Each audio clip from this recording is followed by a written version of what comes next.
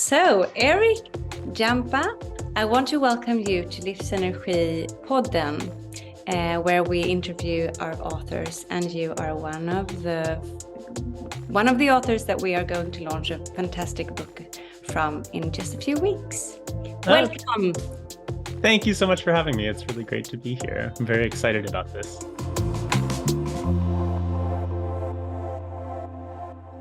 I am too. I mean, you have written a very, very important book. I really appreciate that. Yeah, we're going to talk about that very soon. Right now, this book, we're in the middle of August. The book is translated and it's going through, proofreading, and we're about to set the Swedish title, and it's not super easy, actually. I expected, the title is quite complicated and very, very specific in the way that it's used. I've been chatting with someone about translating it into Italian as well, and it's the same sorts of problems. It's very difficult to find something that really captures the dual meaning of unseen beings in English.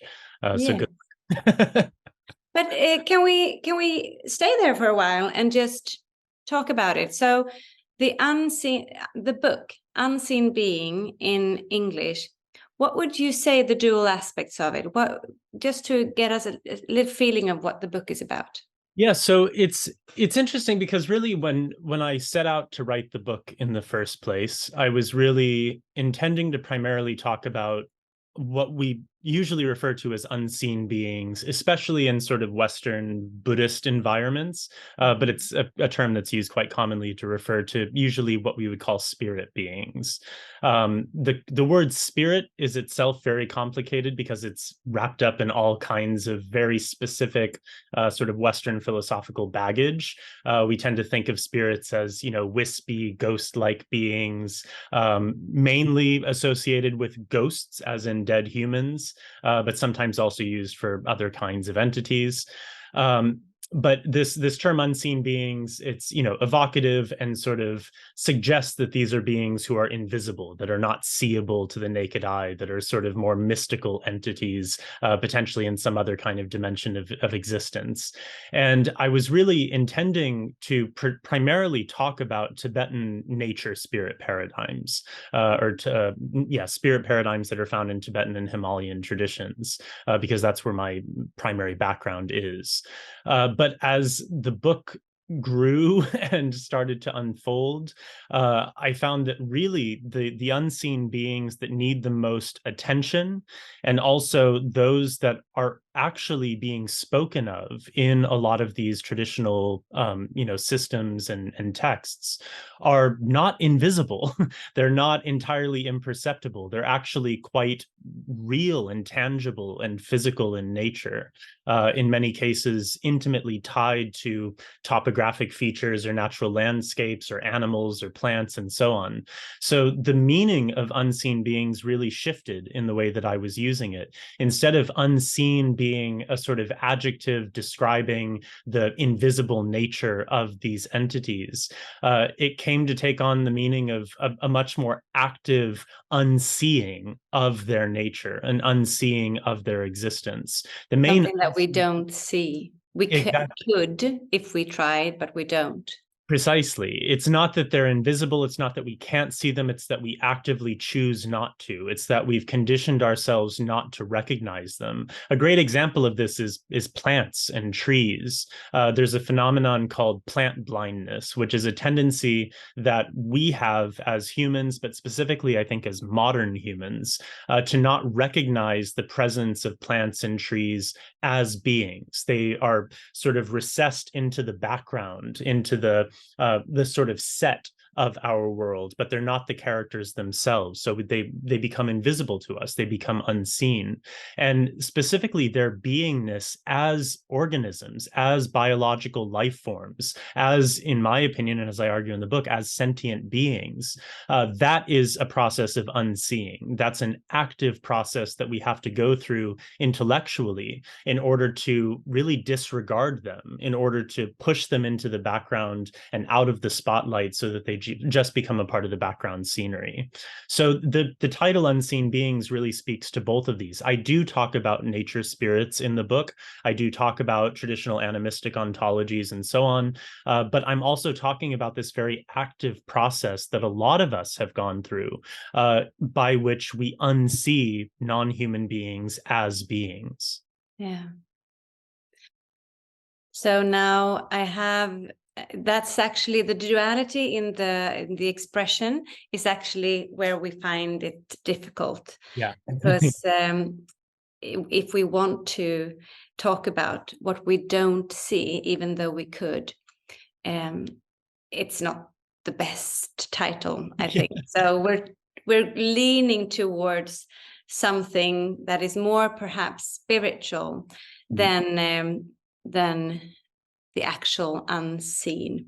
So we'll see where we end up, but it will be a good book, and it will be super fun to launch these books in September or early October.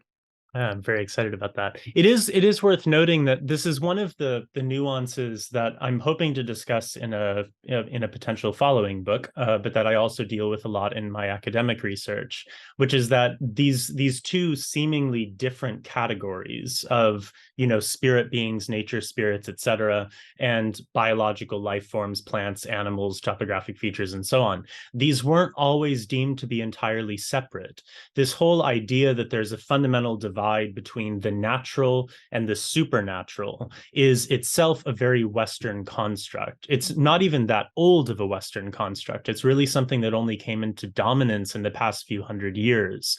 And it was essentially founded upon the argument that the natural world is reducible to mathematical formulas and scientific processes and physics and calculations. And it's really this inert scientific domain that's completely devoid of magic. And that presumption, that sort of wager of modernity is the background for the creation of this new supernatural sort of domain. It was only because of that assumption, because everyone by and large in the Western world took it seriously, that we then developed these new ideas, these new dimensions. There's a mystical domain, there's spirits that are invisible, but they're on this different sort of plane of existence. That whole ontology, that whole worldview really came out of the assumption that the natural world is disenchanted. And part of that has been not just in the West, but also to an extent in Asia and the traditions that I look at most directly, that has really impacted the ways that we think about so-called spirits. For a lot of indigenous societies, including indigenous pre-Buddhist Tibetan and Himalayan societies, a tree spirit, for instance, or a lake spirit or a mountain spirit was not actually distinguishable from a tree or a lake or a mountain. They weren't disembodied specters living in different environments. They were embodied in the earth, in the trees, in the forests, in the mountains, in the lakes themselves. Those were their bodies. And I make this point a few times in the book where, you know, in my opinion, you can see a tree spirit. All of us can see tree spirits with our own naked eyes. You just need to look at a tree. That is the body of a tree spirit. And this was very much a part of ancestral worldviews in places like Tibet and Siberia and the Himalayas. But then as Indo-European paradigms, as Buddhism especially came into those places, things started to shift a little bit. And instead of a lake being the embodiment of a lake spirit, it became the home of lake spirits that then inhabit it in the ways that humans do. But this was really a later evolution in a lot of these worldviews. Animism in its sort of oldest forms tends to completely bypass that separation between the natural and supernatural, or physical landforms and the beings that inhabit them. This was really a later construct. So we must have just developed these ideas in a way where we needed it to be at the time, and then by looking back we can get the whole picture, I guess. Yeah, and there were a lot of reasons that those kinds of moves were made, that those kinds of evolutions occurred. And obviously I talk about that a lot in the book. It has the tagline, "How we forgot the world is more than human." And it's largely about that process. It's about how we forgot that we are not alone in the world, that humans have never been alone in the world, and that we don't need necessarily sort of supernaturalist paradigms or extraterrestrials or anything like that to determine very solidly that human beings are not the only living creatures in the universe. There are countless forms of living beings that we know about scientifically, and they are all of them living, embodied, sentient organisms. So it's really trying to understand, why did we make that shift? What kinds of political and sociological motives underlaid them? What benefit is there in convincing people that the whole world, the whole universe revolves around human beings, and that we are subservient to a very specific hierarchical model with a supreme sort of overlord and all of us, sort of serfs? And when you start asking those questions, it becomes very clear that these were contrived efforts. These were forced upon people. They aren't natural. They aren't, original, certainly, and they're not organic. They're really contrived paradigms that are designed to obscure our perception of reality as it is. Kind of sad. Yeah, very, especially when you see the state of the world today, Yeah. Really why I thought it was so important to write this. What I was thinking was, one of the editors of the book, we had a discussion about the book when she was ready. And she said, well, I'm kind of sad now when I'm done. And I have not read the book word by word yet, as she has. And I asked her why. And she said, well, it's such an important message that Erik wants to purvey. And I don't know if he will come through. And, it's just so giving out this book feels very important, because we need to try and get it out. And we just want everyone to understand and take this message to them, to the heart.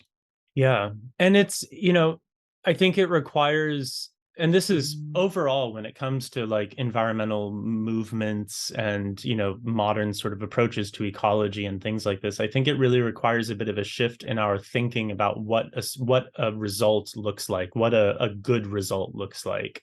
I'm very somewhat cynical, somewhat pessimistic, but I think mostly just realistic about the likely futures that we're facing. They're not pretty. We're already at or past the point of no return for a lot of the most destructive processes that we're going to be experiencing, the greatest tragedies and crises that we'll be going through.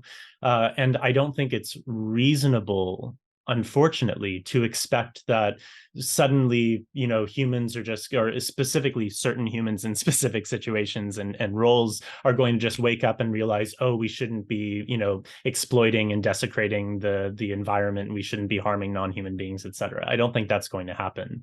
I don't think that fixing things is necessarily the best sort of expectation to go into it with, because that's not really possible. And that itself is actually a bit problematic.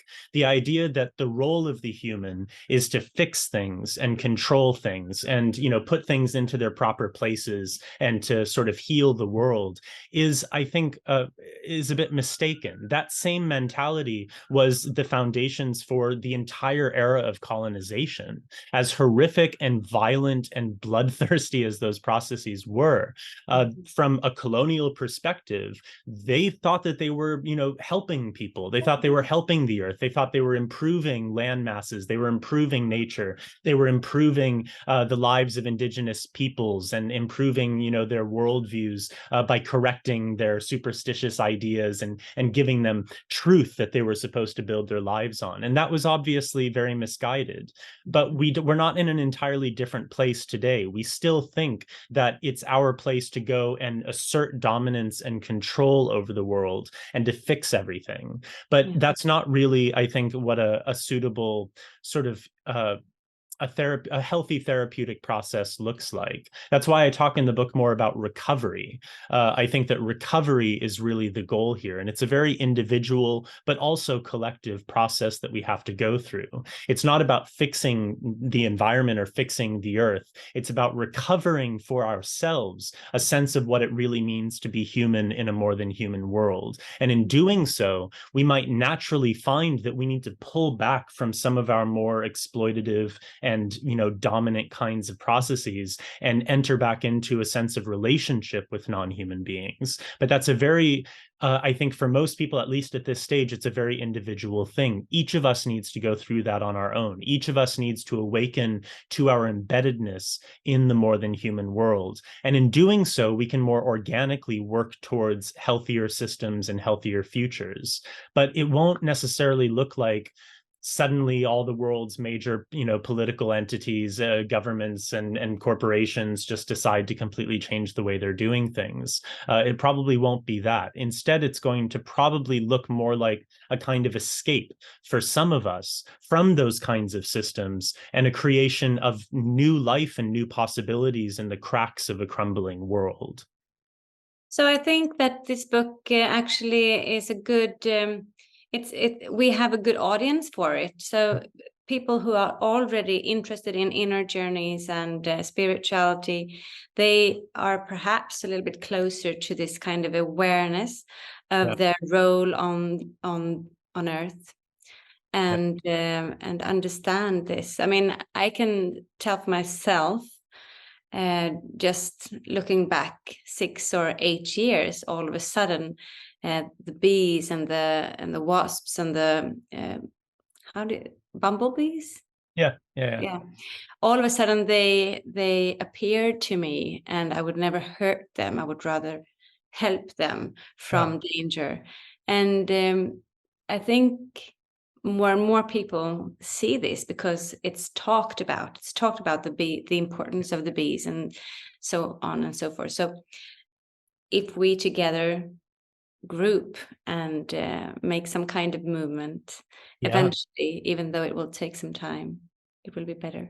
Oh, absolutely. I definitely see a significant shift in the way that we're talking about so-called nature and the environment in popular discourse. It's really shifted quite significantly over the past 5 years. Even since I began writing the book, when I started writing it, I was like, oh God, no one's going to get it. It's going to be completely like, it's so out of left field, and it's going to be, really sort of esoteric and abstract for people. But in that time, there have been so many books and documentaries and films and TV shows and countless forms of media that are really making a similar turn. So I think that there is a kind of collective awakening occurring at the moment, but it's really important that we understand the dynamics of that shift and some of the assumptions that we bring to the table when we're trying to negotiate it. I think in spiritual sorts of environments especially, it's important for folks to understand that even like sort of Western spiritualism, theosophy, a lot of the spiritual movements that emerged over the past, few hundred years, those were themselves responses to modernity. They were responses to instrumentalism and industrialization and colonization and exploitation and all of these very naturalistic sorts of paradigms that reduce the non-human world to a storehouse of resources. So, when spiritualists posited that there's a supernatural domain that's somewhere out there that's, behind some sort of a veil that's imperceptible to us, they were, without acknowledging it directly, responding to the assumption that those naturalistic claims were true.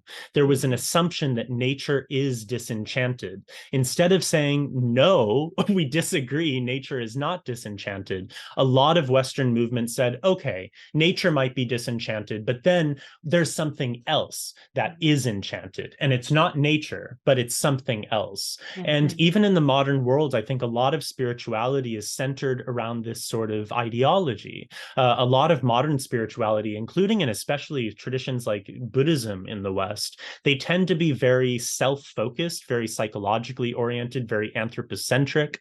And they really buy into a lot of these modernist claims about the disenchantment of nature. So I think it's really important that we challenge that, including and especially within spiritual traditions, to go beyond this transcendentalist attitude, this anthropocentric attitude, this psychological attitude, and instead allow ourselves to really embrace the animistic foundations of a lot of our most important human spiritual traditions. So I think spirituality and the spiritual world has a really important role in this, because like you said, I think a lot of more spiritually oriented people are more finely attuned to these kinds of conversations. They're more finely attuned to questioning their role in the universe, their role in the world at large, and their, really intimate relationships with other kinds of beings. But a lot of the ways that we've approached that have been sort of unconsciously conditioned by modernity. And we have to be aware of that. It has to come to the fore of our consciousness so that we can deal with it critically and accept the things that are really useful to hold on to, and reject some of the ideas that are actually no longer serving us. Yeah. So, Erik, I want to talk about you for a short while, just to give you a short introduction here. Erik Jampa, you are the author of Unseen Beings, and this is your first book, isn't it? Yes. How long have you been writing it? Oh, properly, I think I spent around 2 years from like signing the contract to completing it and having it published. But pieces of it, I mean, the research behind it and pieces of it have been in development for over a decade. A lot of the ideas at the core of it were things that I had, begun working with really, up to 20 years ago, and were gradually sort of simmering on the, back burner of my mind for a long time. But I had always known that I wanted to write books. I enjoy writing, and it's what I would like to continue being able to do. But this specific book, it really, I guess it caught me a little bit off guard, I suppose. I always expected that my first book would be about like Tibetan medicine or about Tibetan Buddhism, or something that, was more sort of in my wheelhouse, that I felt very, sort of secure and confident in. But this just, it forced its way through. This is what needed to be written. And it does draw upon a lot of areas that I've been, really deeply invested in for decades of my life, for the vast majority of my life. But I didn't really know that they would all come together in quite this way until it was happening. And it just, Oh, that's fantastic. You followed the flow. yeah, absolutely. Yeah. So Absolutely. you have a history, you have a journey, an inner journey, a physical journey. What has it been looking like going back in time? I mean, where you are today, you have your spiritual practice and your spiritual belonging, kind of. So tell us a little bit about your background.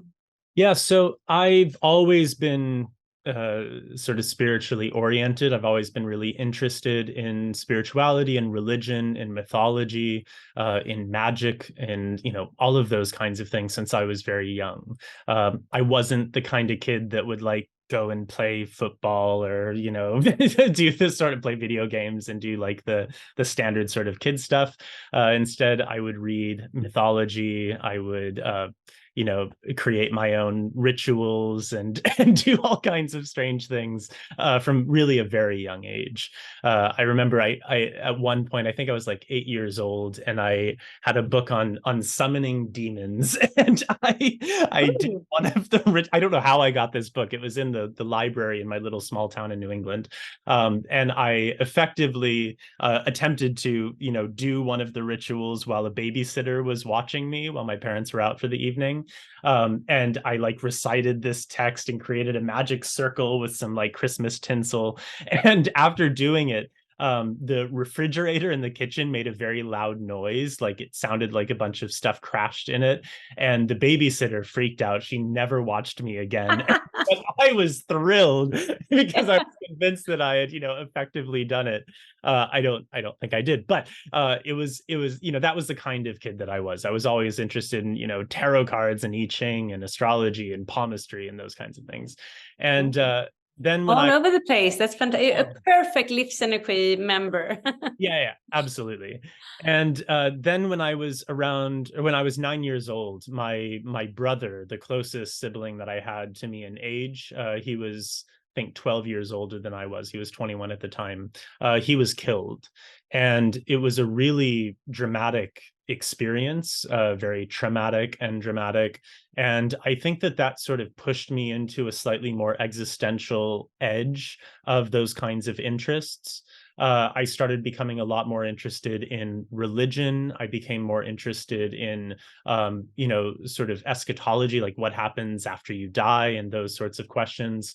And around the same time, 1 or 2 years later, my mother gave me a copy of The Hobbit by J.R.R. Tolkien. And I always credit Tolkien as really being the primary sort of source of enchantment in my life. It was the primary spark that really propelled me onto the path that I still find myself on now. I read The Hobbit and The Lord of the Rings and The Silmarillion and The Unfinished Tales and the Histories of Middle-earth, his entire mythic corpus over the course of a few years. And that provided me with such a deep sense of what Joseph Campbell calls the rapture of being alive, that it completely changed the frame of experience through which I experienced the world. And I immediately, after reading that, sort of recognized the traditions that I was brought up in, and the traditions that belong to the communities that I exist in, those don't speak to me in the same way. They don't have the same gravitas, they don't have the same depth, they don't have the same profundity. So I became really curious about what else is out there, what can I find as far as real world religions and real world spiritual traditions that touches on something similar to that gives me the same sort of sense of that rapture. And it was from that process, even though Tolkien is still really the mythic core of my life. His mythology is the most important mythology in my life today. I still work with it academically and personally in a lot of depth. But I started exploring other sort of real world, primary world traditions around the same time. I looked at, I was raised Protestant, so I started looking a little into Catholicism. I looked a little bit into Jewish mysticism. I looked into Hinduism, paganism, neo-paganism, and Wicca. And eventually I stumbled onto Buddhism. That was when I was around 12 years old. And Buddhism really, wow. yeah, I was quite young when all of this happened. And Buddhism really sort of struck a nerve with me. I felt a really strong draw towards the sort of compassionate orientation of Buddhism. I never was interested in the idea of a god. So the fact that Buddhism doesn't have a creator god was quite perfect for me. But nevertheless, it had the depth of, sort of religious and spiritual engagement that I was really craving. So I will say that another thing that really influenced me in my early years was I had a very close relationship with my childhood dog, Star. And the book is dedicated to Star, who I say is the best person I've ever known, and I stand by that. But my relationship with her, my bond with her was really profound. She was very much my best friend. She was my closest companion. My life revolved around her for many years. And I had a really hard time trying to assimilate with any sort of spiritual or religious worldview that didn't acknowledge the personhood of animals like Star. I really struggled with any sort of an ontology that said that animals are, non-sentient machines, or they don't have souls, or they don't suffer, or they don't have feelings. And that's what was being told to me in like the Christian schools that I was attending at the time. So I was really averse to that. that. And Buddhism gave me another view. It gave me another approach, one that fully embraces the personhood of non-human beings, especially animals. And I really appreciated that. That was something that really struck me early on. So I became Buddhist when I was 13. I sort of self-identified as Buddhist and decided specifically that there was a very specific lineage of Tibetan Buddhism, the Nyingma school of Tibetan Buddhism, and also the practice lineage of Chud, that I was really interested in.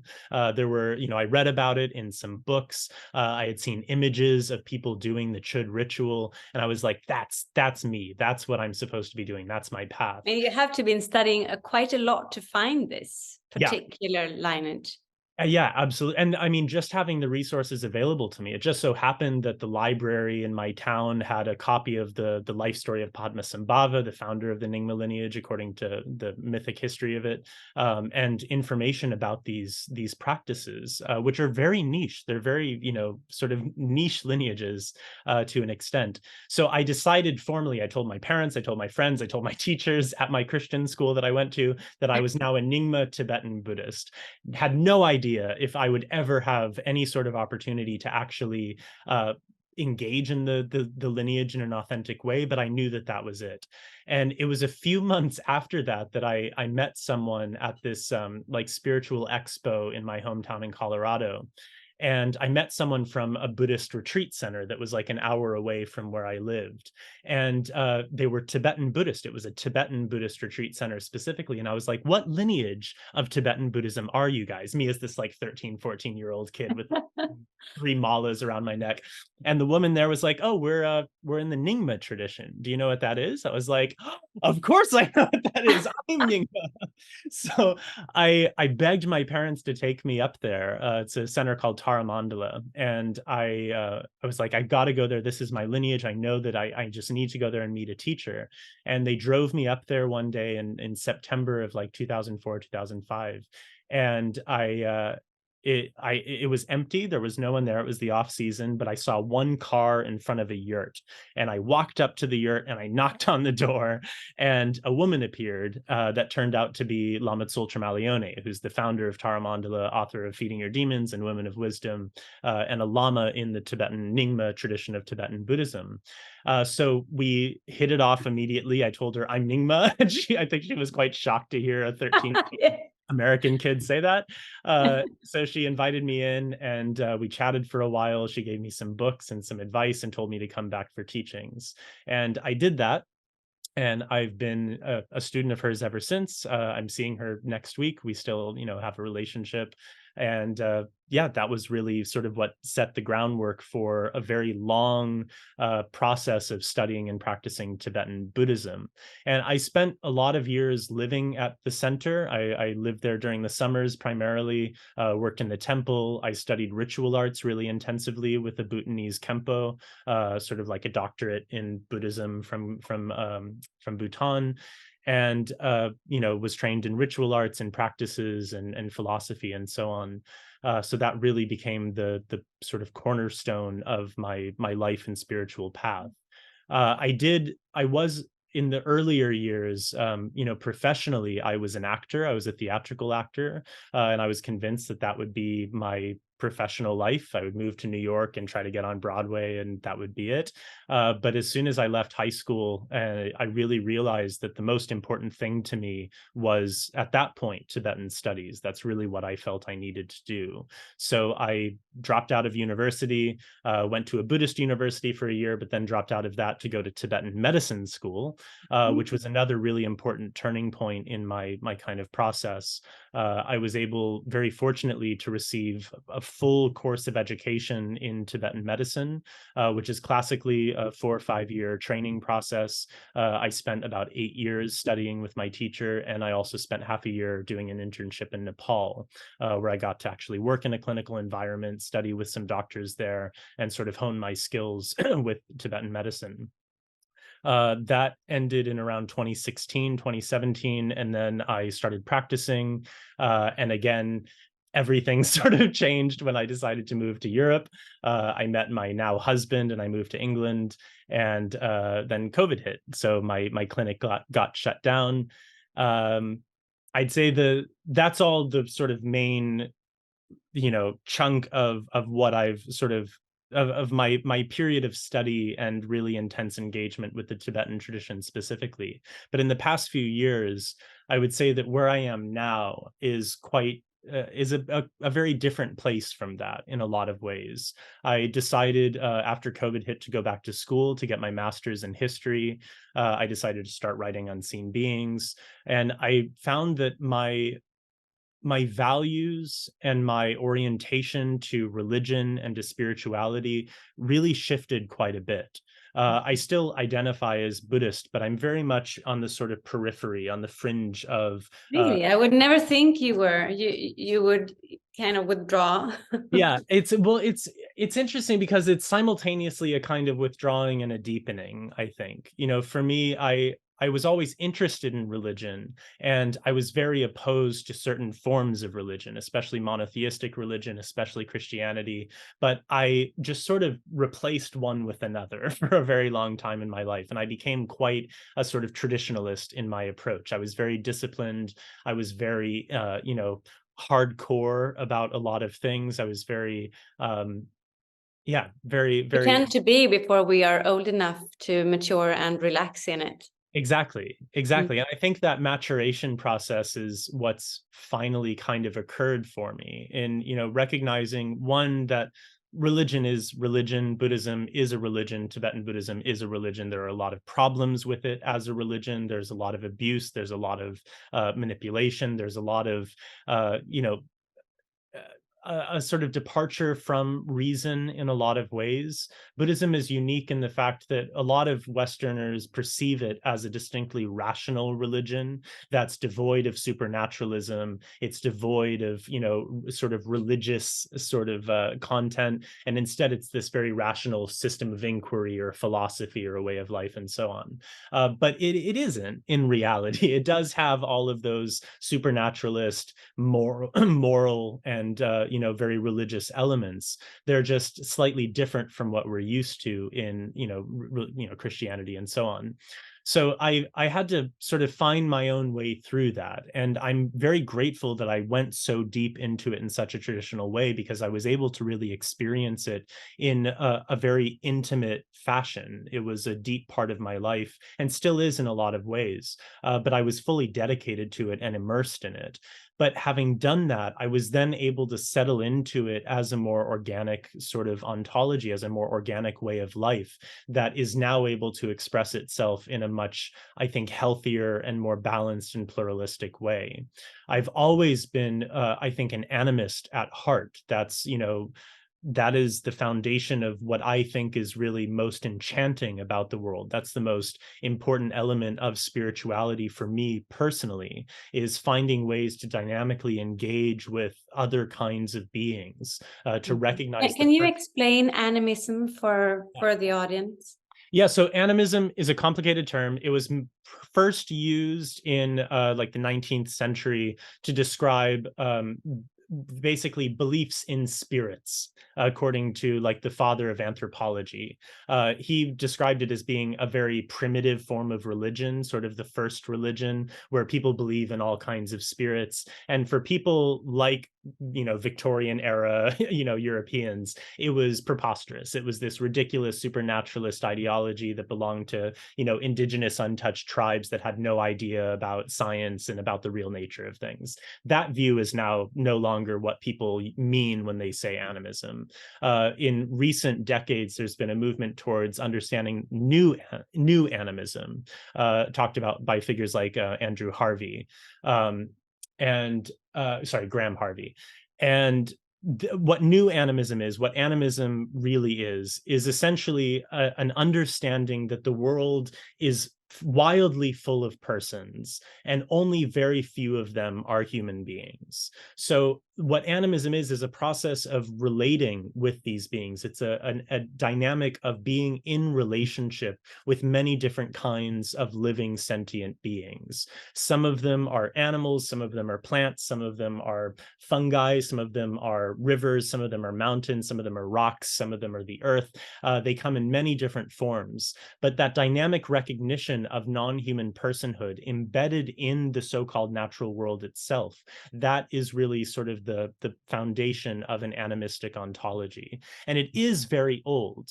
Edward Tyler, the father of anthropology, he was correct in stating that animism is phenomenally prehistoric. It's incredibly old. It predates any of the world religions that we have today, obviously, but he was probably wrong, arguably wrong, in stating that it was a religion, because it isn't a religion. It's not a belief system. There are no solid tenets of animism. There are no established rituals that you have to do to be an animist. Animism is a way of relating with the world. It's a worldview. It's a mode of existence. It's not a belief system. And I would argue, and I argue in the book— Spiritual view?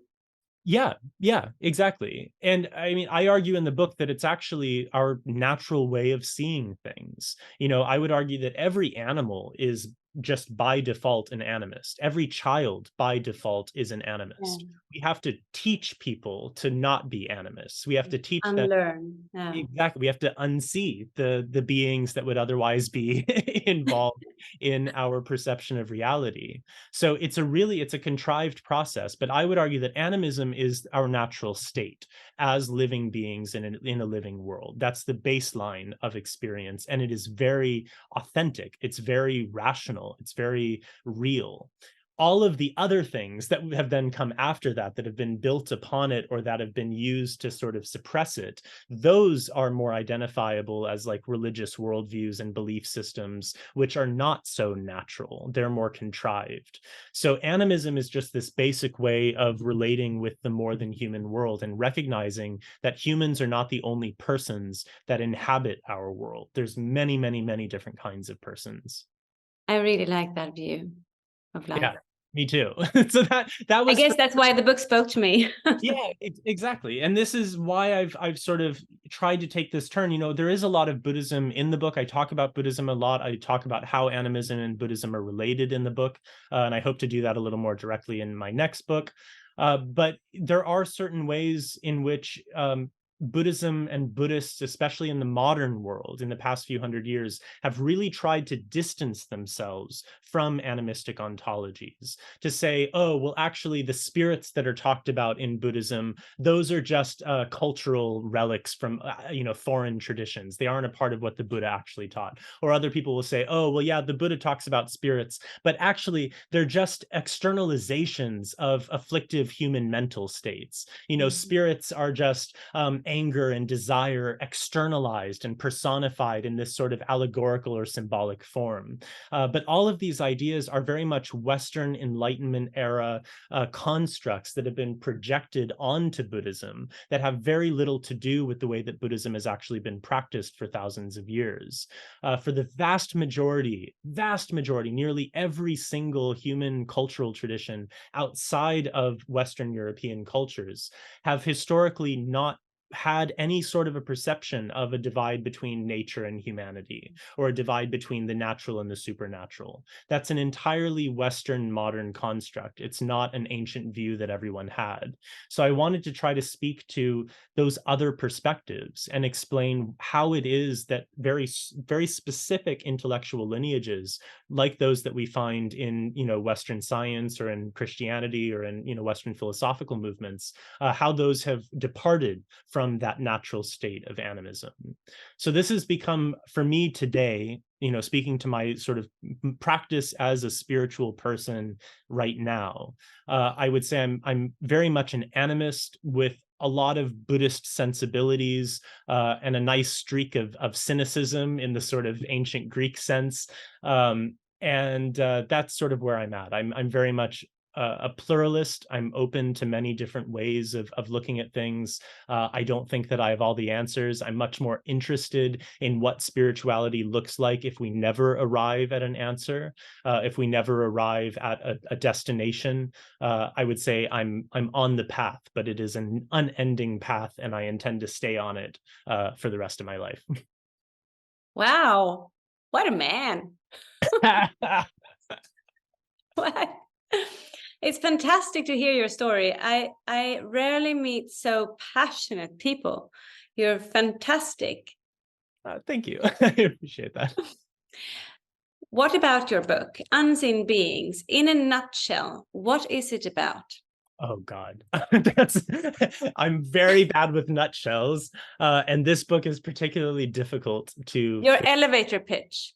Yeah, I keep telling people this. I do not have a good elevator pitch for this book. Part of the reason is that this book has. I talk about Can you biology. show it? Can you? Because Yeah. mine is on at the printers. Perfect. I don't know, with all of my little. Oh yeah. Yeah, this is the book, Unseen Beings: How I Forgot the World is More Than Human, and part of the reason why. Well, okay. My attempt at an elevator pitch right now on the fly is that this is a book about how we forgot the world is more than human. It's a book about recognizing that non-human beings are and always have been a very significant part of our world, that they have influenced the development of human culture, and that humans and human culture have had a significant impact on the lives of non-human beings. And in order for us to effectively deal with things like the climate crisis, with the Anthropocene in which we now find ourselves, in order to deal with those things effectively, we have to understand that. We have to recognize that the Anthropocene isn't that all of a sudden humans started having an effect on the environment. We've always had an effect on the environment. There has never been an existential separation between human and non-human beings that is of, sort of fundamental existential value. That's just a concept. It's our idea. What we're now faced with is the reality without any sort of sugar coating. We can't avoid it anymore. We can't deny the fact that human behavior has an impact on the world, and that the welfare of the non-human world directly impacts our ability to survive. So we have to deal with it very sort of in a very sober way. And this book is an attempt to explain why we fell into anthropocentric ideologies in the Western world, and how other cultures have approached some of these same questions in other contexts. The book is really, it's laid out in a fourfold sort of scheme, which follows a diagnostic process. So looking at the diagnosis of what is our problem right now, and obviously the Anthropocene, widespread climate destruction, environmental change, those are a key part of our diagnosis. But then going on from that and explaining what the etiology of our diagnosis is, what are the causes and conditions of our disease, and then moving on to a prognosis, what does the future likely hold for us, and finally a method of treatment, a method of approaching recovery, of being able to recover what it means to be human in a more than human world. That is one way that I could explain the book. There's a million ways that I could explain the book. I think it's a good explanation. Good, great, fantastic. Yeah. Very organized and clear. Fantastic. Good. But the complexity comes in that I pull from a lot of different fields in order to make this point, in order to sort of support my argument. I deal with biology, especially plant neurobiology, and more sort of cutting edge biological research that looks at non-human intelligence very sort of intently. I also look at history, prehistory and written histories. I look at mythology in quite a bit of depth, especially Tolkien's work. I bring him into it because I had to, because it's a big part of my life. And the value of storytelling and mythological ways of thinking and relating to the world more broadly. I talk about religion a lot in it. I talk about, Western philosophy. I talk about Buddhism, Tibetan medicine. There's a lot of topics that find their way into it. So it's hard to sort of summarize all of it because of that, because all of those have a really important role in sort of filling out the core argument. I think one of the really important pieces of it is the role of storytelling and mythology in the ways that we make sense of the world, because this is how humans operate. Mythology is the operating system through which we take in data and we use it to construct a sort of conception of what the world is and how it operates. There's millions of different kinds of myths. We can talk about ancient myths, but we can also talk about modern myths like the economy, or the myth of capitalism, or the myth of borders and countries and nations, and all of these things are ideas. They're ultimately fictions that are created by humans and shared amongst us in order to create what we think is a sort of consensus reality. But some of these myths are very delusive. Some of these myths are toxic. They bring us deeper into suffering, into misery, into exploitation, into alienation and a sense of separateness from the world. But there are other myths that we can tell. There are other stories that we can rely on. And a lot of those stories are incredibly ancient, but they don't have to be ancient to be valuable. What we need are new stories. We need that more than we need new data. We have the data. We know the circumstances that we're facing. The diagnosis is incredibly clear. What we now need are stories to be able to translate that data into knowledge, into wisdom, into behavior. So I think, I hope that Unseen Beings inspires folks to look into the stories that they tell themselves more critically, the stories that they invest in, that they allow to act as a foundation for their lives, and maybe to begin exploring alternative myths, alternative ways of organizing our lives and perceiving our world, because I really think that that's the most important key for our recovery. It's artists and storytellers that are going to change the world, really. We need scientists. We desperately need people to take scientists seriously. But in order to do that effectively, we need storytellers. We need artists. Yeah, if not anything else, their role would be to communicate what the scientists are are finding. So Exactly. I've never heard this way of talking about how different we are. That myths are our view of the world, kind of. So Yeah. you pick a myth, and you follow that, and you build your view of the world through that myth. And I can see in my family, we have 3 children, and my husband and me. We have 5 different myths Yeah. to live by, even though we're a close family. Yeah. And I'm the only one who who picked the more spiritual myth. Yeah. Right. Right. Yeah. At the moment. Yeah.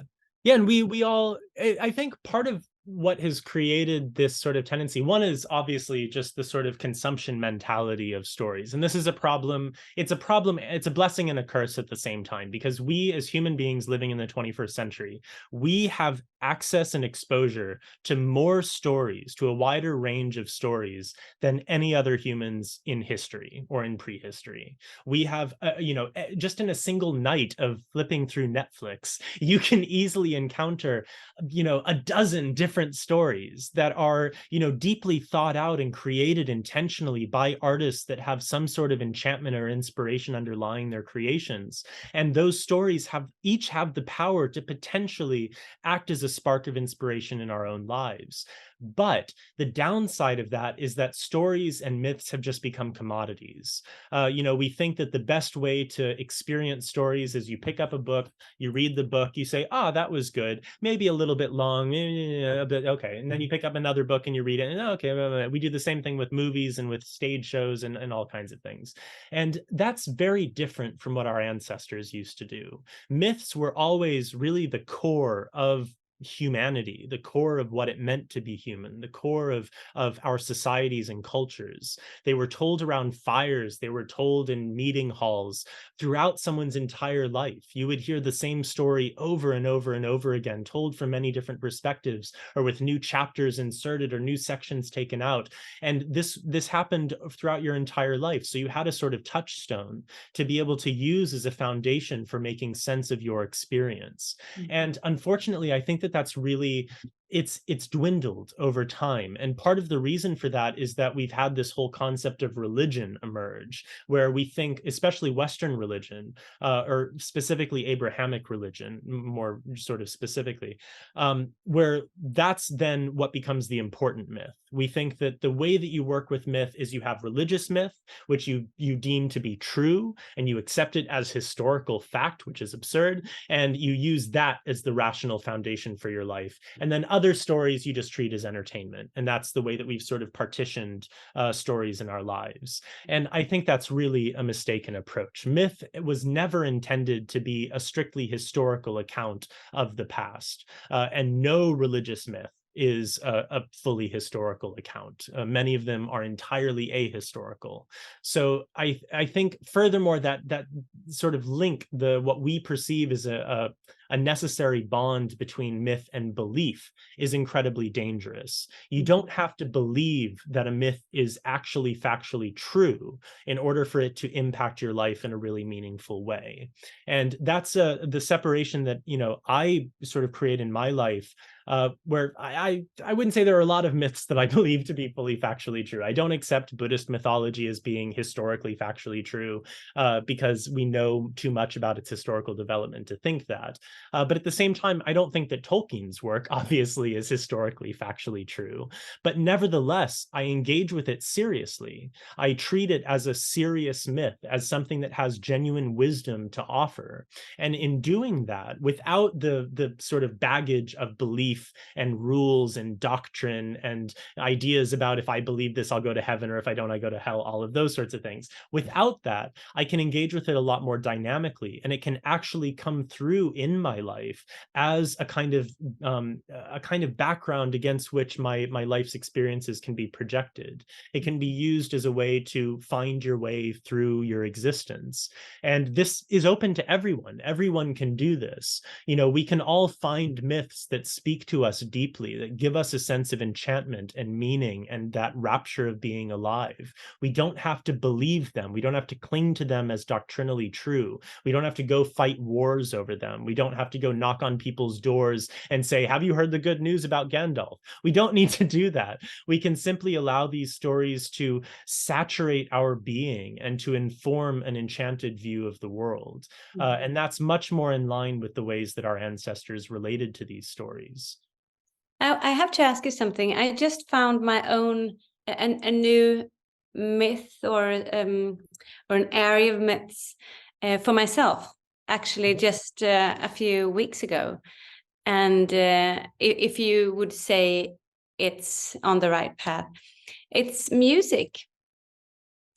Certain music from certain artists. No, not art. Yeah, singers, not artists, musicians, and their texts and what their lyrics, what they actually say, that speak to me very, very deeply, to be true, to be beautiful, to be a view of the world that I want it to be. Yeah. It could be a myth, wouldn't it? Oh, absolutely. And this really touches on a term that I use a lot in Unseen Beings that is another piece of the nutshell, and that's enchantment.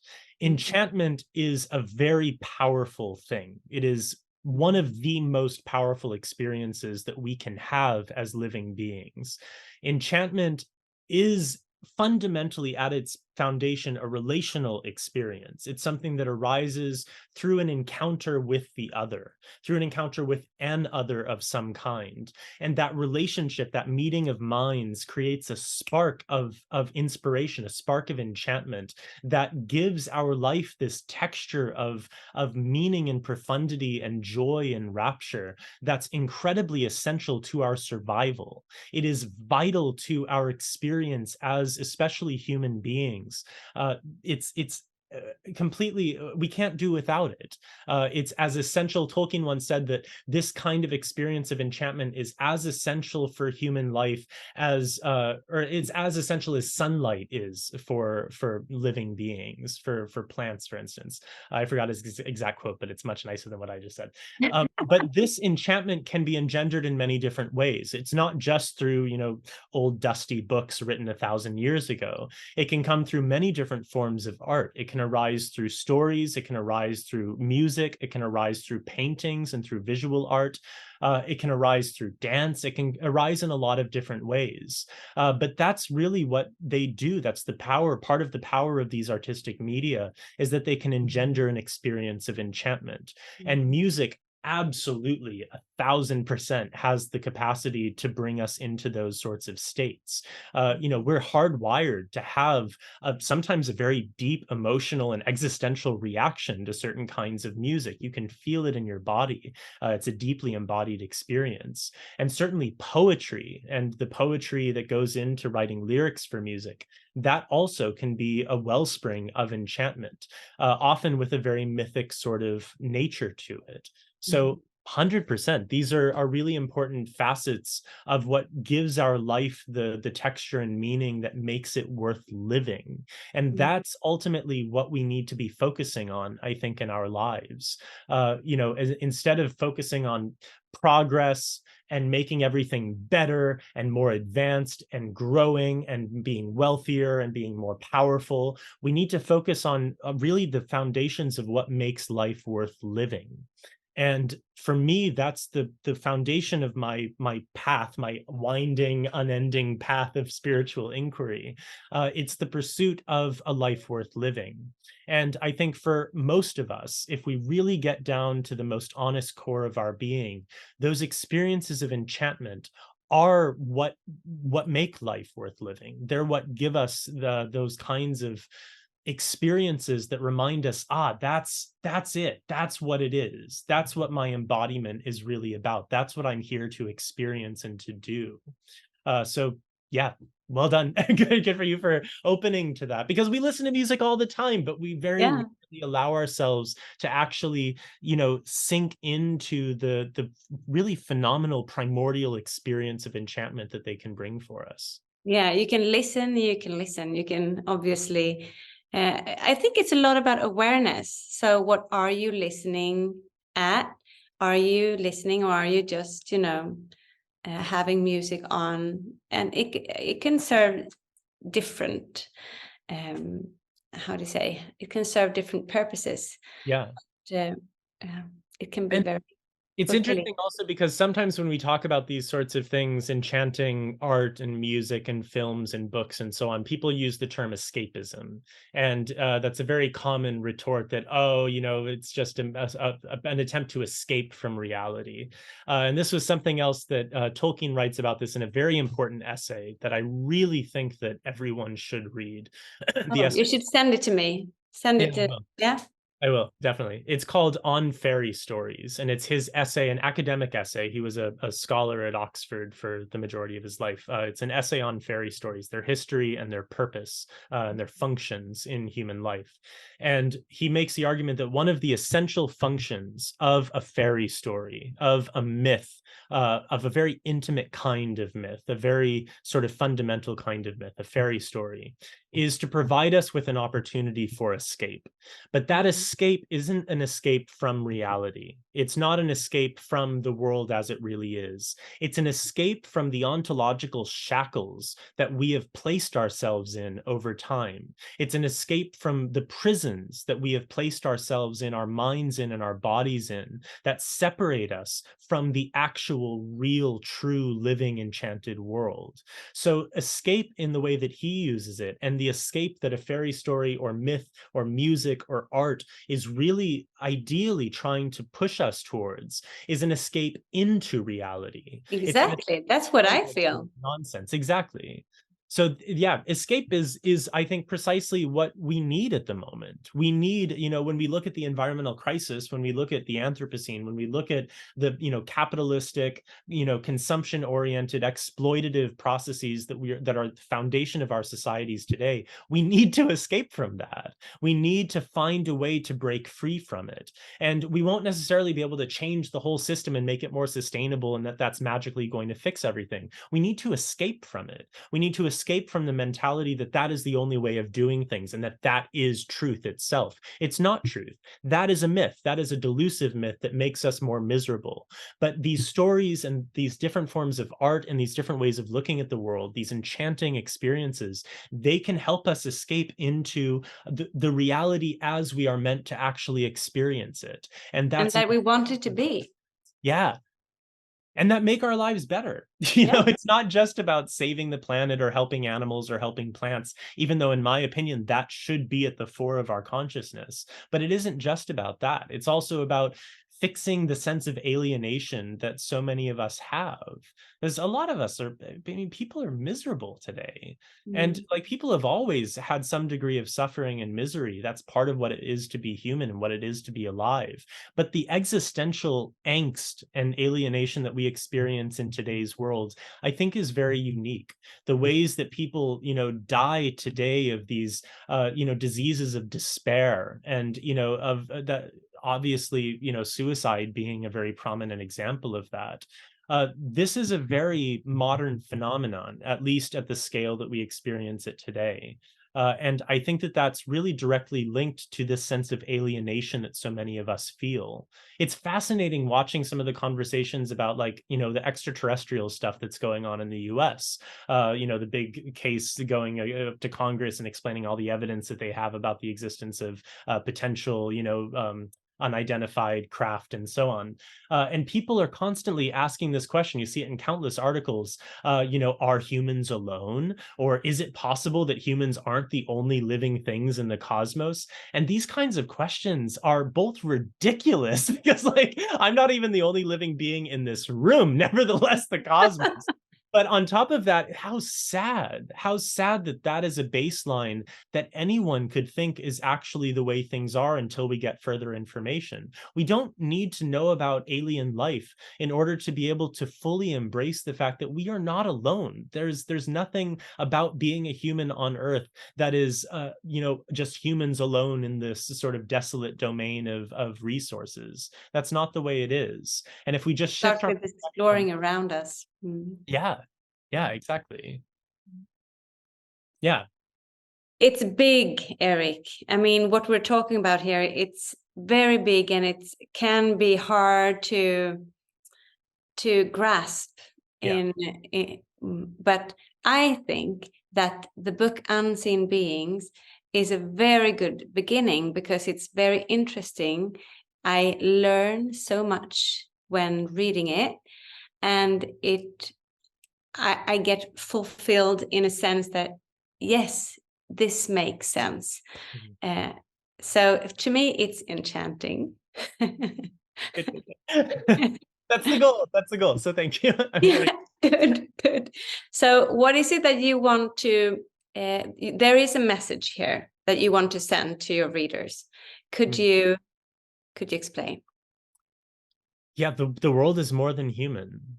The world is more than human. Anthropocentrism, this idea rooted in ancient Greek philosophy and, Christianity and other Abrahamic religions, not all of them, but some of them, this idea that the ordering of the cosmos is that humans are in the center, created by some divine hierarch, and that everything is arranged around us, that everyone else exists for our benefit. That worldview is ridiculous and it is irrational. It causes misery. It causes untold devastation and destruction. It makes us into monsters. I describe it at one point as ideological methamphetamine.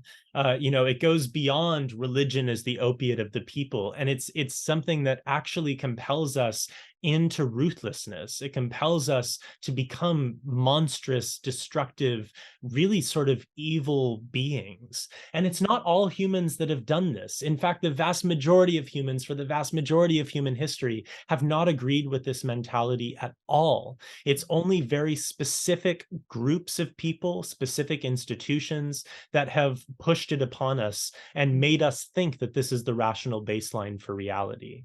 So I want Dominant groups, though. exactly. And it's no surprise that they ended up wanting to be the dominant groups. You know, it's like, it's no coincidence that the same groups of people that believed that they were the chosen ones of a single divine overlord and that the whole universe is designed to benefit them. It's no coincidence that those same people would go out into the world and try to dominate everyone else. But we have to be very specific when we look at the causes of these processes, because if we just go to things like, oh, well, humans are terrible, and, you know, the Anthropocene is the epoch of humans because humans are destroying the world, then we're really going to miss the point, because it's not all humans. It's very specifically not all humans. A lot of humans were destroyed in those very same processes, including over 50 million Native American peoples to begin with. So it's not all humans. We need to look very specifically at the precise causes of these sorts of destructive and exploitative mentalities. And to do that, I think we need something like the kind of work that I do in Unseen Beings, and that many other scholars have attempted in their own fields as well, to demonstrate, how did we get here? You know, how did we forget the world is more than human? And how can we begin a process of deconstructing those broken and toxic myths so that we can then create the groundwork for a new future, for different ways of being? So that's, I hope that people can take at least that away from this, that they can, you know, read this book and hopefully come to some insights about maybe where some of the ideas that they subscribe to came from, so that they can more critically analyze them, consider whether or not they're actually serving them, or whether or not they're actually serving the world that we all collectively live in. And ideally, to provide a little spark of enchantment, to get that motivation to look for other ways of being, to explore other possible approaches to being alive. That's really, you know, that's what philosophy was always supposed to be. In ancient Greece, philosophia, the love of wisdom, it wasn't wisdom itself. It wasn't knowledge itself. It was the pursuit of wisdom. It wasn't saying, oh, well, I have this very important book that tells me all of the truth about the world, and now I know. So now I'm the wise, you know, owner of Sophia. That's not ever what it was. It was a constant path of inquiry. It was motivated by a desire for life, a desire to live more deeply and more intimately. And that's what created the impetus, the motivation for people to experiment with different ideas and different modes of being. So I hope that this book inspires that for people, for its readers. I hope that they come away from it understanding a little bit more about why we're in the pickle that we're in right now, and also with some of the necessary motivation and enchantment to be able to move forward in a mindful and compassionate and dynamic way. So when I first met your the manuscript of Unseen Beings, I had my first feeling was, oh, this is a deeper level of from going. I was thinking of The Secret Lives of Trees. Yeah. Yeah. Love And it. then I haven't read it. I just know that everyone loves it, and I know what it's about. And I felt this book is the next level. It was definitely, I mean, Volobin's work was, I mean, that inspired me a lot. And some of the works that he based his work on, like Suzanne Simard's Finding the Mother Tree, and a lot of research that's been going on in this field of like plant neurobiology and, you know, ecological intelligences, holobiont beings, these sort of compound organisms like a forest, which is composed of many different individual beings all linked together and working together as a sort of cohesive organism. Those fields of research I find absolutely fascinating, because it really upends a lot of the assumptions that even very mindful, thoughtful, kinds of people take to the natural world. A lot of people will say, okay, well, yeah, animals are all sentient beings. Especially Buddhists will say this. Animals are all sentient beings. But then we talk about plants, and people are like, oh no, plants aren't sentient beings. They're just biological machines. And that's not a rational viewpoint. That's not a scientific viewpoint. It's a philosophical argument first made by Plato and Aristotle, and then really popularized by folks like Descartes. But if we look at the science, especially the science of the past 20 years, that's entirely nonsensical. There is no rational justification to say that there's a solid divide between sentient animals and non-sentient plants. We are all cousins. They are all our kin. We're all genetically related.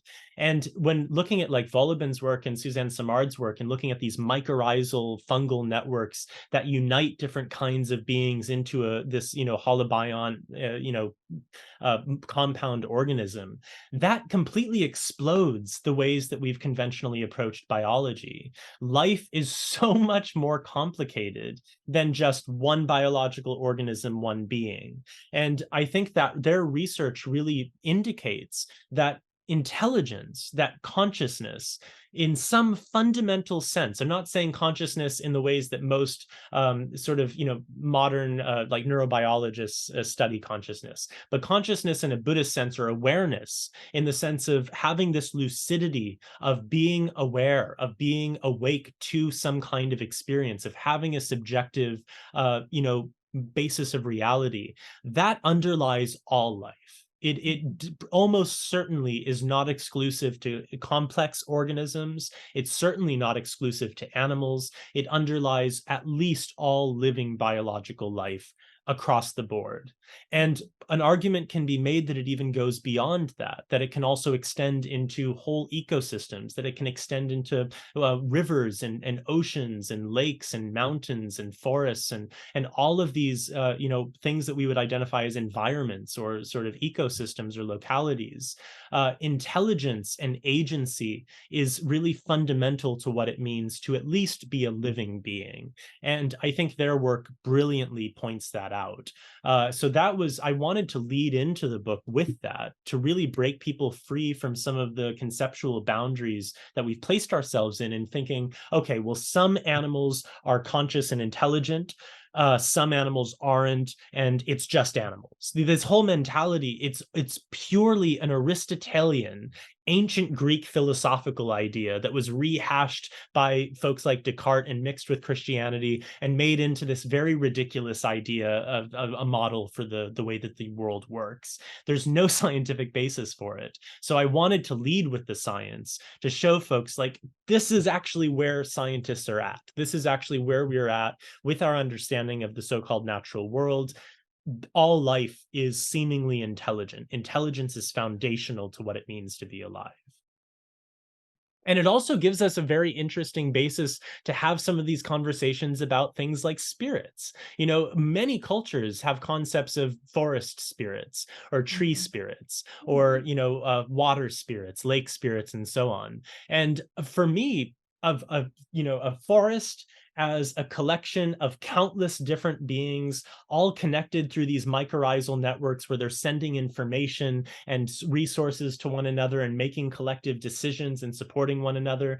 For me, the difference between that and a god of the forest or a spirit of the forest, it's inconsequential. I don't see what the difference really is. For me, that is the physical embodiment of a forest spirit. That is a god of the forest made manifest, made physically embodied.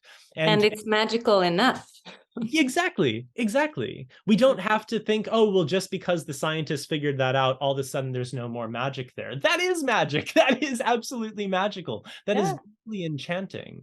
That is what I mean when we have to break free from this natural, supernatural binary and recognize that for most people throughout history, the natural world was itself the enchanted domain. It was only when Western Enlightenment era Cartesian, sorts of thinkers said, no, nature is just mathematics, that was when we created this split. Yes, it's mathematics, but also mathematics are pretty damn, enchanting as well. But just because we can understand how something functions, that doesn't need to strip it of its enchanting qualities, especially when we remember that enchantment is a relational experience. So just because we understand how an animal's brain functions or how their physical bodies operate, my cats, just because we have an understanding of how the cat brain works and how cats function as living beings, that doesn't mean that when I'm looking into my cat's eyes, or when they're, holding my hand with their paws and looking into my eyes and purring, that that's not an enchanting experience of relationship, that that's not a meeting of minds with deep emotional and existential significance for both of us. So that's really what I want to try to get folks towards, is a more immanentist, naturalistic sort of approach to what we might think of as spirituality. I've been sitting here wondering, listening to you, I can't help myself from thinking about what is your relationship, or how do you, what about the shamans, the shamanistic view of life? Yeah, so shamanism is interesting. There's basically, depending on which sort of field someone is operating in, the word shaman is either very commonly used with a very sort of understandable meaning that everyone generally agrees on, or it's something that people won't talk about at all because it's very culturally specific.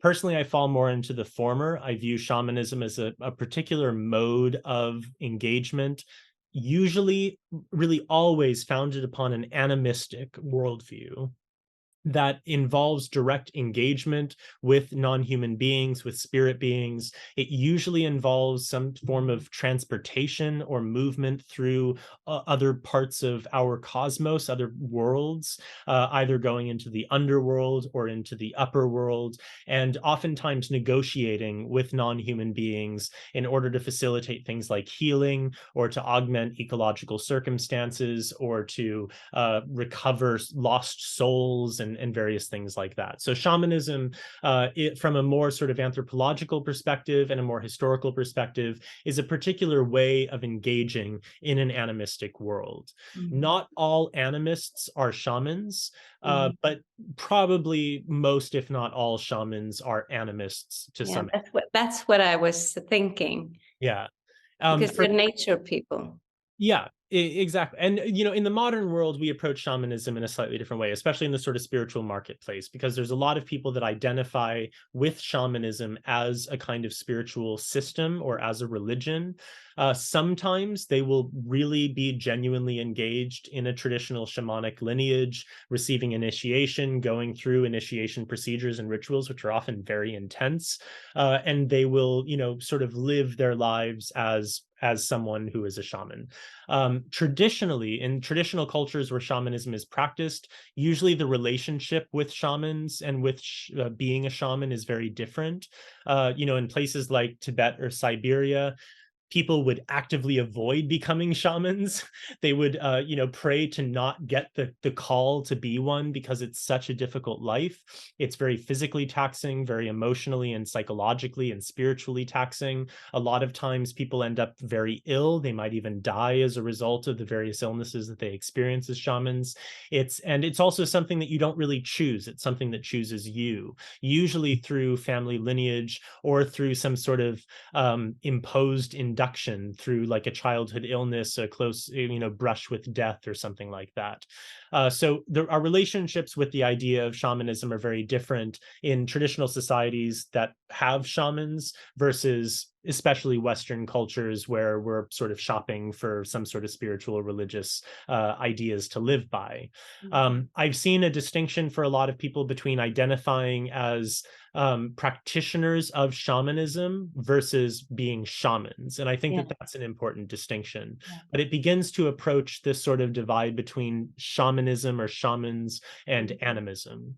everyone can and I think should be an animist. Animism is very reasonable. It's a very rational way of approaching the living world as living beings. It's very organic. It's innate to our beingness.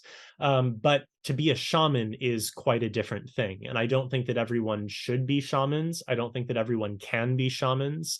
And I think that for those that feel really genuinely called toward it, have some kind of a responsibility to receive guidance from somewhere. And sometimes that might come from spirit guides or from, visionary encounters and so on. But I think for most people, it comes through real in-depth instruction and guidance from living lineage holders. So yeah, shamanism is complicated. It's, also the idea of needing to change things or alter things or impose one's will upon the spirit world or the animistic enchanted world. It's something that may have some necessary applications in cases of illness or ecological distress and so on. In the Tibetan tradition, for instance, I do a lot of research in weather control rituals. So practices of actually negotiating with weather spirits associated with the weather, with rain and hail and so on. But these are not something that everyone should be doing, and they're really not they're not casual. Sometimes they're very simple. You make offerings to certain kinds of beings and then they offer rain in response. But for a shaman that's engaged in these kinds of processes, it gets pretty intense. At some points, they'll start, attacking the spirits that govern the weather. At some points, they'll press them down and beat them with sticks. In some cases, one text that I'm working with, they actually dig a pit in the earth and they set a fire in it and imagine that they incinerate the entire home of the spirits that control the weather in order to punish them for not bringing rain quickly enough. Oh, yeah. So these sorts of things are very they're common to some extent in shamanic traditions because it's serious work, and it's sometimes very desperate work. It's intended to be a remedy for problems and for imbalances that need to be rectified, otherwise they'll bring devastating consequences.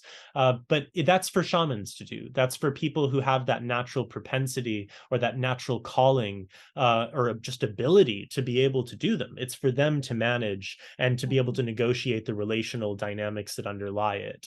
I'm not a shaman, but I do engage in some practices that have potentially some shamanic influences. So I would, again, create that sort of divide between practicing or engaging in a system that is shamanic versus going out and becoming a shaman. Yeah, of course. To me, I thank you for a very clear and wide explanation. I just saw it as a good example of animism, I think. Yeah, totally. So in our world, and not our world like that, but in my audience, in my book club, we have 15,000 members who are spiritually interested. And shamanism is one field of interest, of course.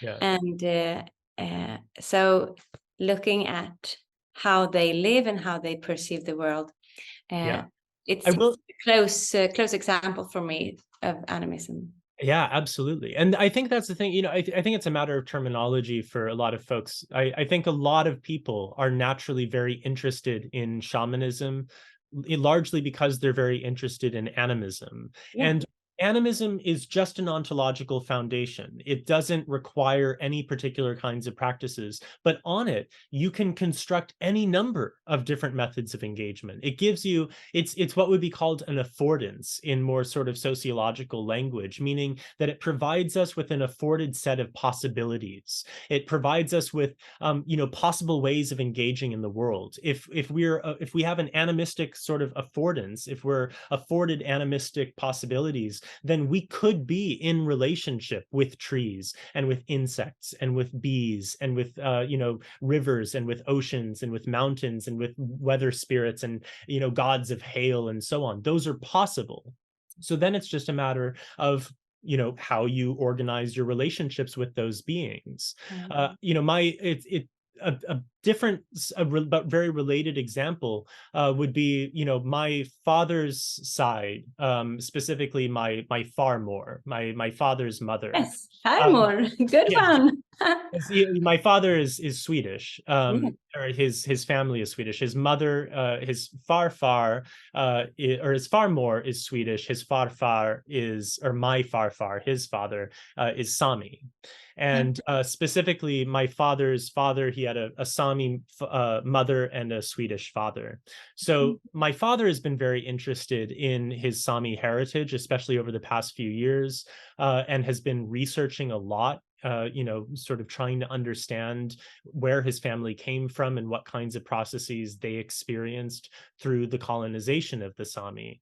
And when he discovered this whole sort of lineage of our family history, I was also obviously really fascinated by it. It piqued my interest quite a bit. And I think it was part of the reason that perhaps I've made this kind of turn to a certain extent into animism. It's because I recognize that it's a much closer part of my own lineage than I realized, than I had anticipated. I expected, like most Europeans, that my ancestors converted to Christianity at least 1,000 years ago, and that's basically been what everyone's been for a millennium. But that's not the case, especially with this Sami lineage. But in Sami traditions, the relationship with shamanism is slightly different. There are, of course, specific, noaidi. There are specific shamans that are similar to Siberian shamans and Tibetan shamans, in that a lot of them are sort of pushed in to a shamanic role by virtue of their bloodline or by virtue of their experiences. But there's also quite a few documented cases historically of every family having a drum, every family engaging to some degree with these sorts of shamanic practices and having direct relations with the non-human beings that inhabited Sapmi along with the humans. Obviously, relations with reindeer became very important for a lot of Sami, though that wasn't always the case. But reindeer themselves are very shamanic kinds of beings across Eurasia. And there's actually distinct links that can be identified between, Central Asian and Siberian shamanic traditions and Sami shamanic traditions.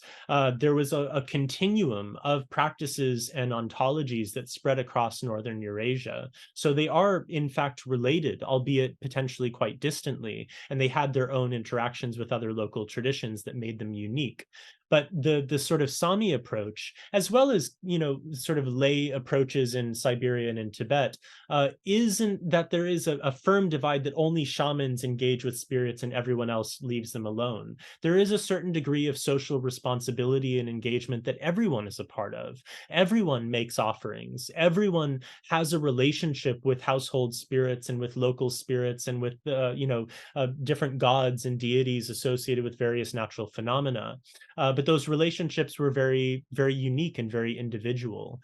So that, I think, is an important example of the kinds of relationships that we can have with the world, the kinds of ways that we can embody the world, not by appropriating indigenous cultures, because that's not very helpful, but by taking their examples seriously as possible ways that we could structure our lives. Yeah.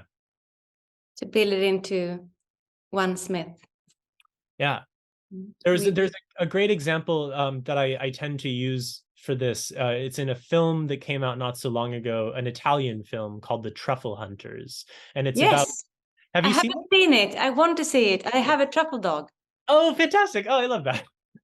You definitely need to watch it. Also, I talk about dogs quite a bit in the book because dogs are big for me.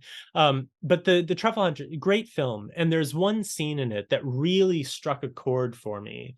It's about truffle hunters in near Turin, in like the Piemonte region of Italy, northwestern Italy, where there's a lot of truffles, a lot of mushroom hunting, and so on. And there's a very old truffle hunting man who has no children. And he lives in the mountains and he goes truffle hunting, and he's a very successful truffle hunter. And he's getting old and not exploring as much, not doing as much truffle hunting. And then there's a younger man who's a businessman, and his main work is to buy the truffles from the truffle hunters and sell them to restaurants for eye-wateringly high prices. That's his whole job.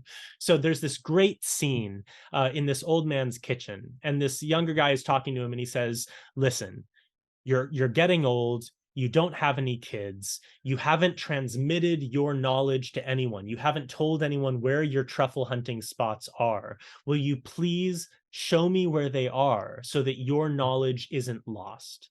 And his response, which still gives me goosebumps because it's really brilliant, he says, no, I will not do that. What I will do is go out, get yourself a good dog, or not even a good dog, an okay dog. Just get yourself a dog, and then we'll go out together and we'll explore new places that I haven't been to before, and maybe that you haven't been to before. And I'll show you the process. I'll do it with you so that you can see what it's like, but I won't just take you to my spots.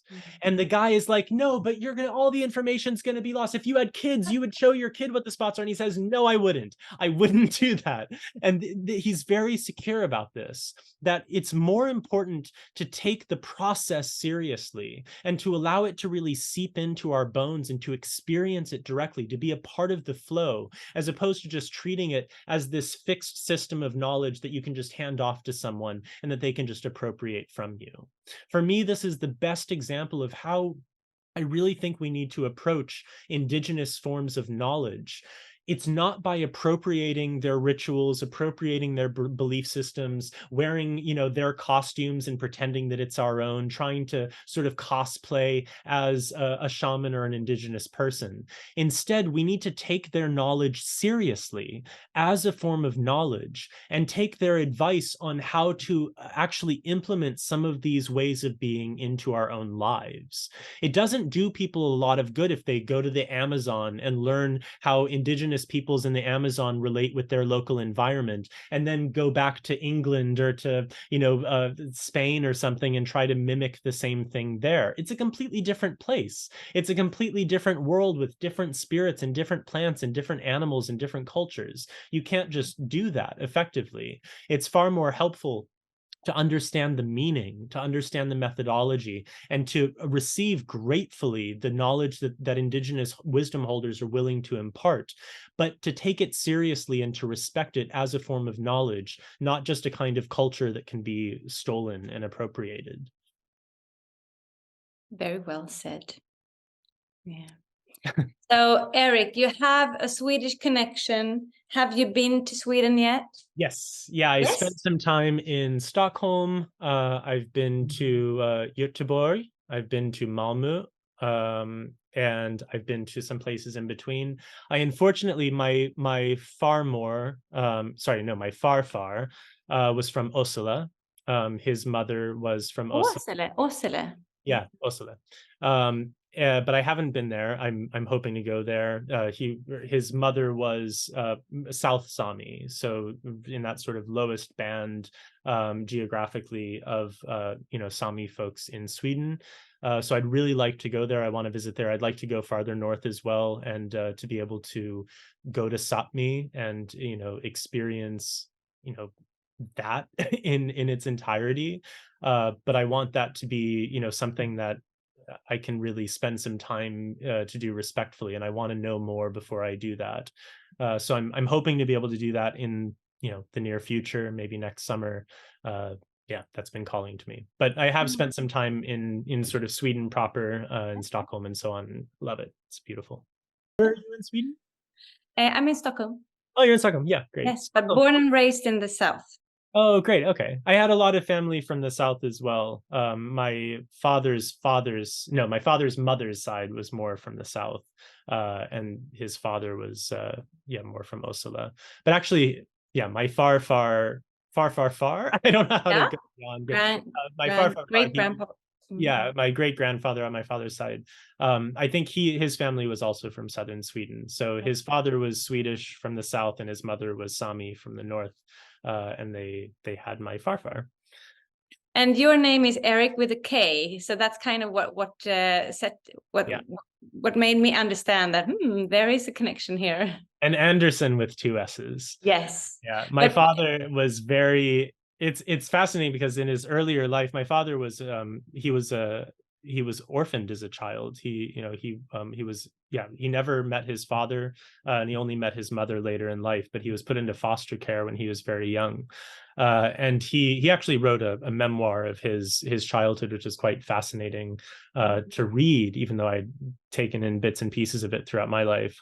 But he didn't know what his background was. He was raised by a family in America that had primarily British ancestry, and he never really knew who he was. So when he finally met his mother and found out that she was Swedish, from Sweden, and that his family was Swedish, he really felt that he had kind of discovered a bit of who he was that was really meaningful for him. So he changed his name.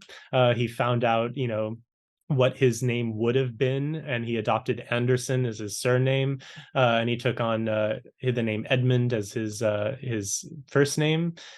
And yeah, he really embraced that. He actually, when he found that out, he had a family already, his first wife, and they had 6 kids, and they all had his foster name, the name that he was given as a foster child, as their surname. And he changed everyone's last names. He said, "We're Andersons now," and sent out a message, sent out a Christmas letter to everyone with a Viking ship on it, saying, "We are now the Andersons."